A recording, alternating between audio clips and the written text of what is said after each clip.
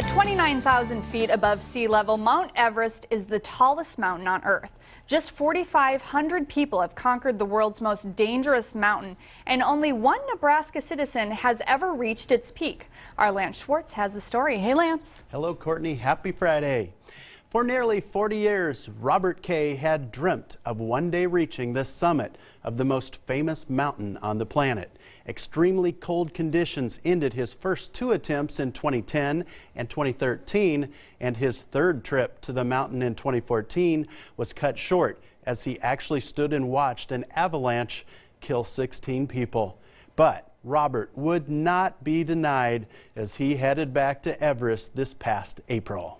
It definitely needed to happen. Robert Kay will be the first one to tell you that he's still totally infatuated with this mountain. Obsessed, some might say. And it's that obsession that fueled his optimism earlier this year. I really had no doubts from the day I left Lincoln that I wasn't going to summit this time. Again, the owner of Star City Motorsports in Lincoln would endure major storms and 30 degrees below zero temperatures on his Everest journey. And I was feeling better and better and better, and I thought, you know, I can get this thing done.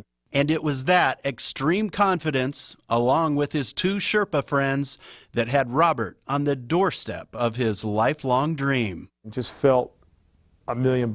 I knew when I stepped out of my tent that evening that I was going to summit that next morning. With just 100 yards to go, Robert could just taste it. So I was kind of celebrating almost before I got there. On May 19th, this 54-year-old had finally reached the pinnacle of all mountain climbing. I got to the top, and it was different than any other mountain that I've summited. It was at that point that Robert would experience a feeling that he wasn't expecting. I was grateful that I had made it. I was happy that I'd made it. I was relieved that I'd made it.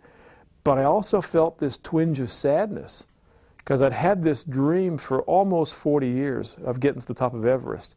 And that last step signified the dream of 40 years was done. And I felt almost like a sense of loss. For about 23 minutes, Robert got to stand on top of the world and soak it all in. The beauty of it, the sense of accomplishment, being with my buddies, it all added together that I was ecstatic to be there. It was an amazing feeling. But that feeling would soon disappear as Robert got in trouble on the way back down to Camp 4. The last 100 yards, I fell to the ground. I couldn't get back up. I fell onto my side and was just sort of twitching, and I thought, this is it, I'm about to die. And it wasn't scary. That's the crazy thing. I'd been suffering for so long. It was just like, well, it's going to be over with. And not many people get to know when and where they're going to die, and I get to know both, and that's interesting. And that, my friends, is why only a fraction of a fraction of a fraction of the people on God's green earth are physically and mentally built to test faith the way that this remarkable human being has. Robert has now officially reached the highest point on each of the world's 7 continents. And oh, by the way, Courtney, he's also visited the top of each of the highest points in all 50 states, and he summited all 58 of Colorado's highest peaks. Pretty darn impressive. Amazing. All right, thank you so much, Lance. Stay with us. We'll be right back.